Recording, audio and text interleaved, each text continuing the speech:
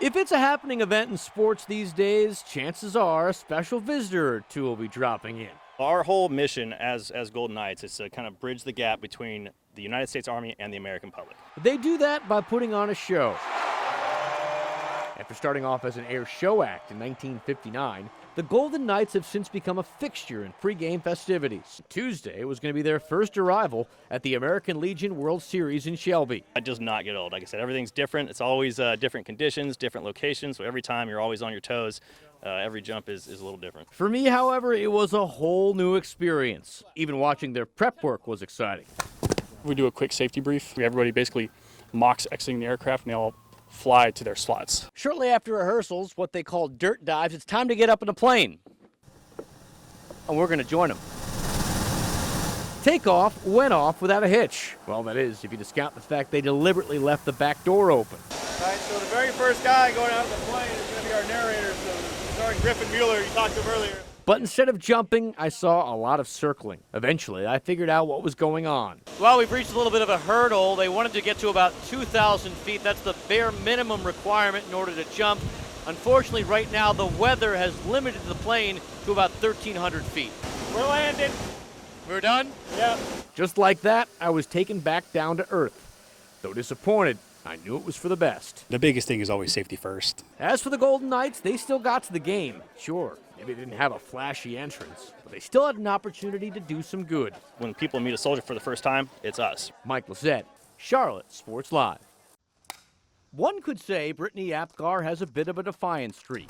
I can do anything that anybody else can do. It's been that way ever since she first picked up a glove. First of all, women in baseball, they were completely sickened by it.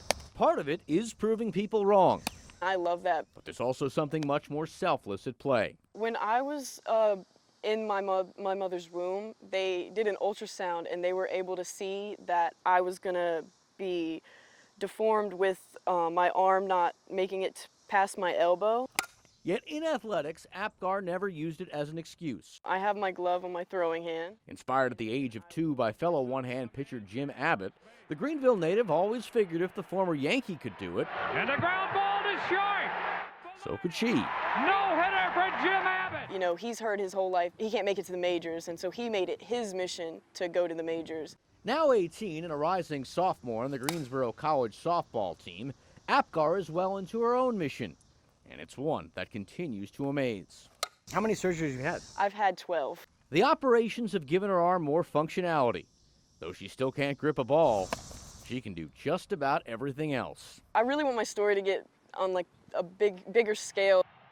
If I can give the inspiration that Jim Abbott gave to me to another kid, we can make this world a better place and more accepting. And just as it's her nature, she'll stop at nothing to make sure it happens. If experience has taught Hornets PA announcer Patrick Big Pat Dowdy anything, it's that if you want something, you gotta work for it. That's why when a seemingly too good to be true opportunity arose, he was a bit skeptical. I started getting DMs in my Instagram. The funny thing was, I said, this is fake. Shot clock at 5. But it wasn't. Hits the three-point bomb. As he'd soon learn, it really was a representative from 2K Sports.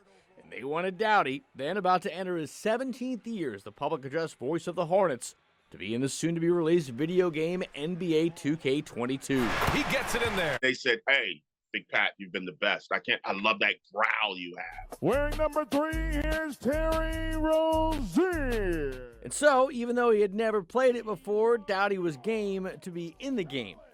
But first, there was a matter of getting to a recording studio. Keep in mind, this was November of 2020, and the pandemic was still in full swing. They wanted me to come to LA, but COVID was really rampant at the time. Then they wanted me to go to New York, and New York, it was really bad because you had to quarantine for 14 days at the time. Eventually, they agreed to let the 53-year-old Maryland native record his lines at a TV station in Washington, D.C. And believe me, there was a lot to record. You had to do an away, you had to do a home, and then we had to do not only that, but you had to do every name in the NBA like that. If that sounds exhausting, you're right.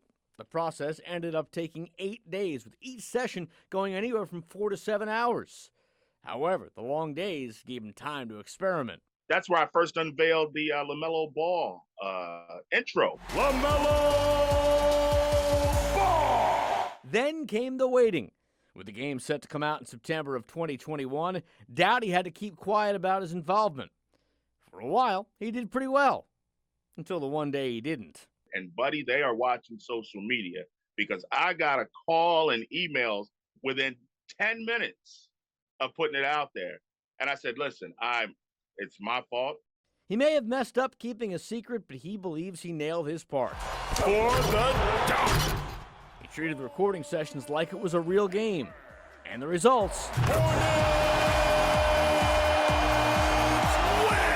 speak for themselves. I always figure what I'm going to do is going to be good enough. Signing off with an assist, Mike, lights out, Lipset.